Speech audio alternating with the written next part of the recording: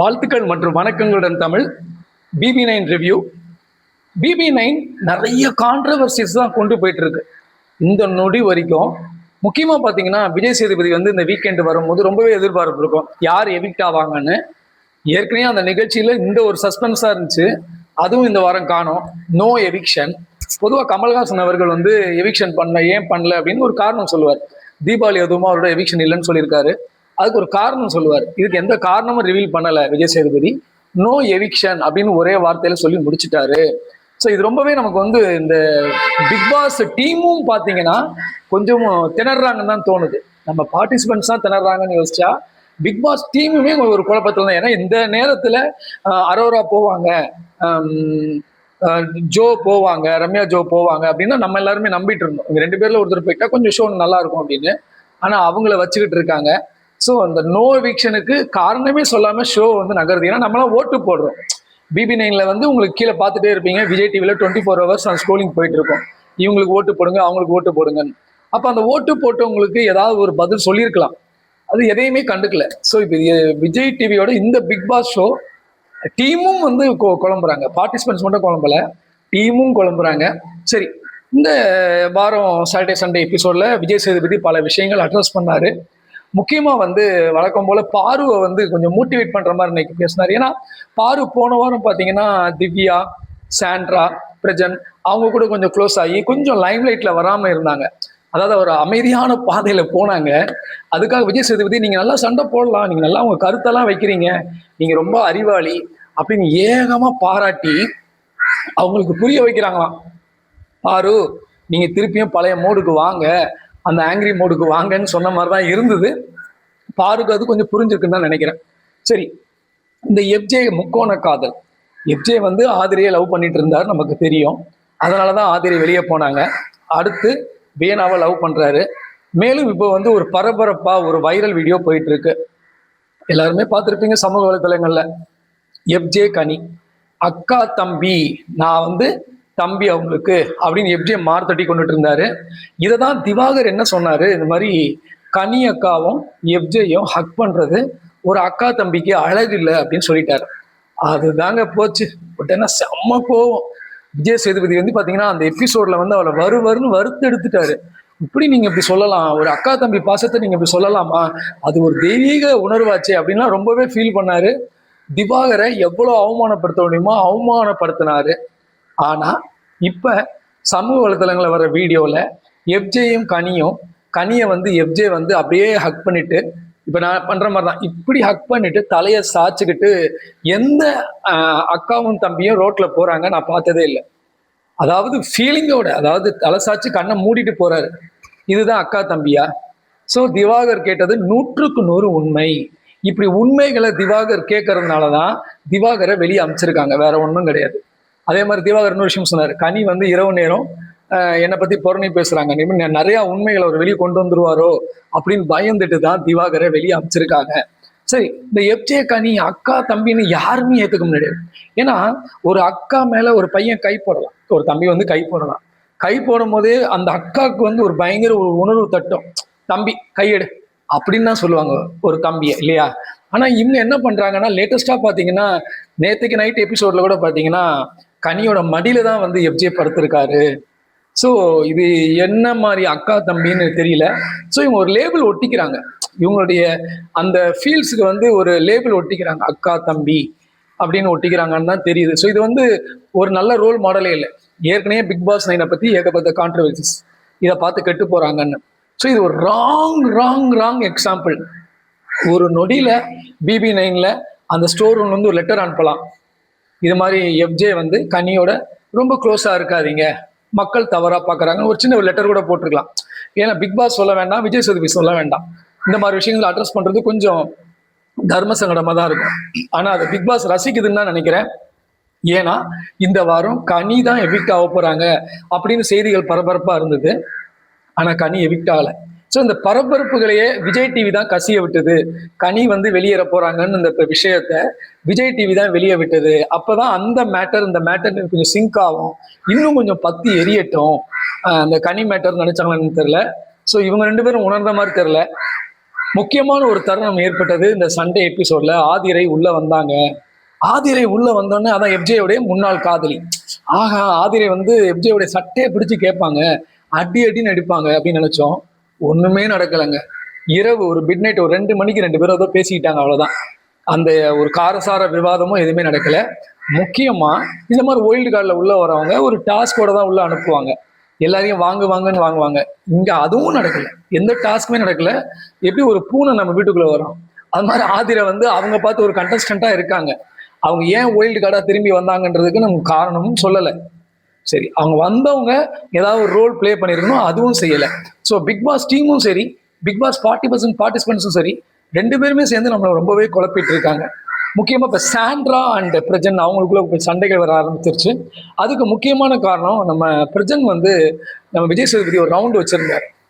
சிவப்பு டேக் கட்டணும், பச்சை டேக் கட்டணும். சிவப்பு டேகை கட்டினா அது அந்த உறவு எனக்கு வேண்டாம் இனிமேல் அப்படின்ற டேக். அந்த டேகை போய் பிரஜன், கணவராகிய பிரஜன் சாண்ட்ரா கையில கட்டிட்டாரு. அப்பயே சொன்னார் விஜய் சேதுபதி, இது கேர்ஃபுல்லா இருங்க, நீங்க கெட்டுறது ஒன்றும் தப்பு இல்லை, நீங்க எந்த அளவுக்கு அட்ஜஸ்ட் பண்ணிட்டு போறீங்க, உங்க மனைவிட்ட எப்படி மாட்டிட்டு முழிக்க போறீங்கன்னு ஒரு லீடு கொடுத்துட்டு போனாரு. இப்ப அதாங்க நடந்துச்சு. பயங்கர கோவத்துல இருக்காங்க சாண்ட்ரா. அதுல ஆரம்பிச்ச பிரச்சனை இப்ப கொஞ்சம் கொஞ்சம் சின்ன சின்ன சண்டைகள் நடந்துட்டு இருக்கு.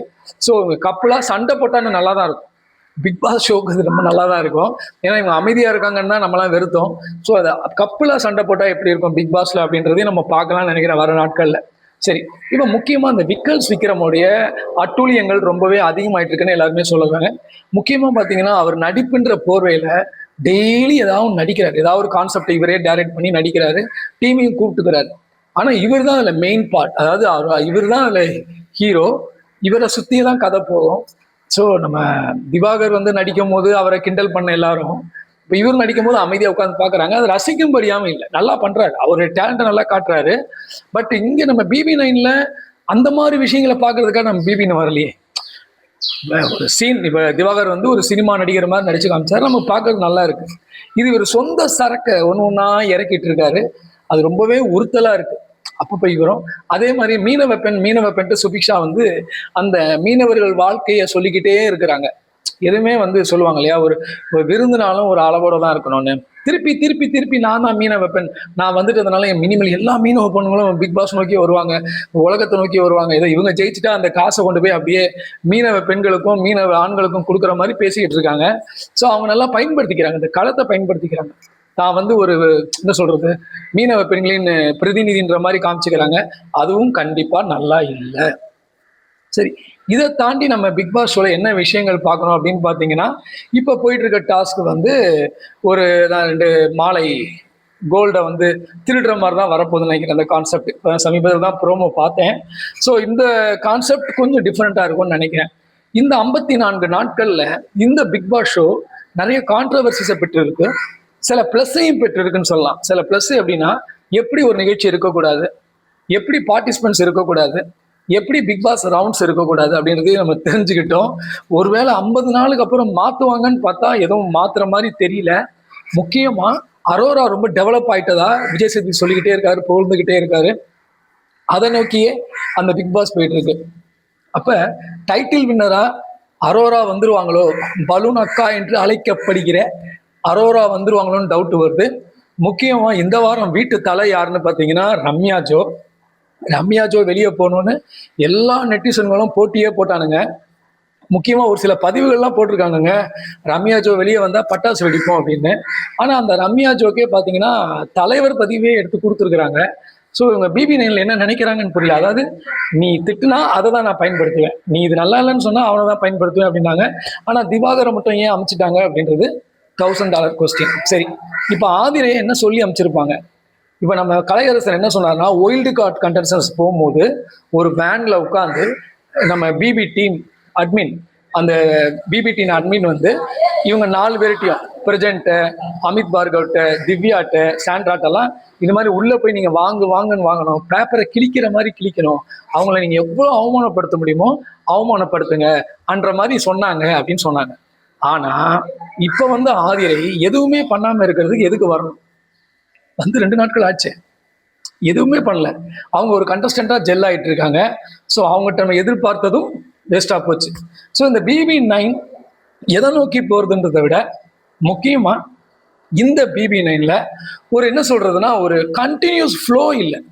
இப்ப எல்லா BB9லயும் பாப்பீங்கன்னா யார் வெளியில போவாங்க, இவங்க வெளியில போயிடக்கூடாது, நமக்கு ஒரு ஃபேவரட் கூட இருப்பாங்க. எல்லா பிபி சீசன்லயும் ஒரு ஃபேவரட் இருப்பாங்க. இந்த ஃபேவரட் நம்ம ரொம்ப விரும்புவோம், இவங்க போயிடக்கூடாதுன்னு நினைப்போம், இவங்க தான் வின்னர்னு சொல்லுவோம். ஆனா இந்த நொடி வரைக்கும் இந்த BB9 யார் வின்னர்னு சொல்ல முடியாத நிலைமையில தான் இருக்கு. முக்கியமா இந்த BB9 மைனஸ் என்னன்னு பாத்தீங்கன்னா அதனுடைய வடிவமைத்த விதமே தப்பா இருக்குங்க. பார்ட்டிசிபென்ட்ஸுக்கு சரியான ஒர்க்கே கொடுக்கறது இல்லை. எவ்வளவு ஈஸியா கொடுக்க முடியுமோ அந்த மாதிரி தான். இப்ப நடுவில் பாத்தீங்கன்னா ஒரு பட்டிமன்ற மாதிரி வச்சாங்க, பாய்ஸா கேர்ள்ஸா, கிச்சன்ல யாரு கிளீன், அந்த மாதிரிலாம் கொண்டு போனாங்க. அதுலயும் சண்டை தான் வந்தது.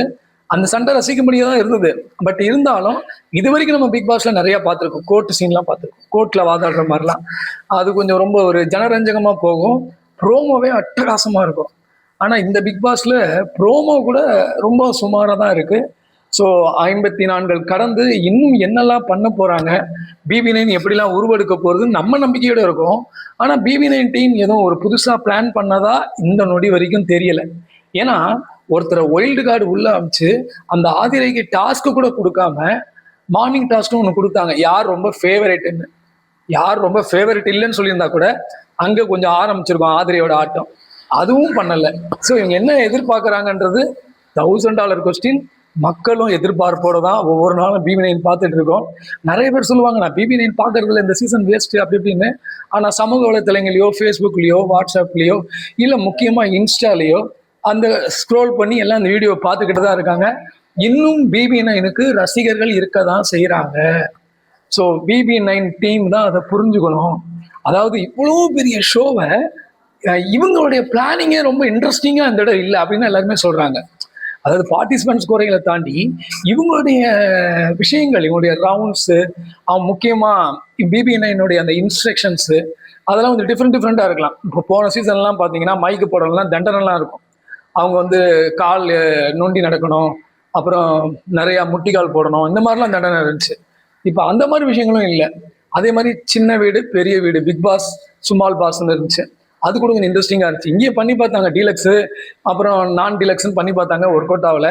ஸோ எப்படியோ இந்த வண்டி கரடு முரடான பாதையில இன்னும் போய்கிட்டு இருக்கு. இன்னும் BB9 கரை சேராம தான் இருக்கு. உண்மையிலேயே BB9 கரை சேர்ந்தா அது விஜய் டிவிக்கு ஒரு பெரிய வெற்றி.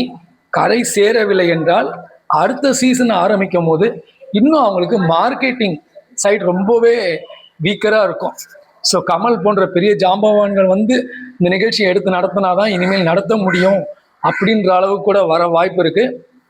எனிவே BB9 இன்னைக்கு வரைக்கும் இந்த நொடி வரைக்கும் ஆவரேஜா தான் போயிட்டு இருக்கு. மீண்டும் அடுத்த பதிவில் சந்திக்கிறேன். நன்றி, வணக்கம். விஜய் தமிழ்.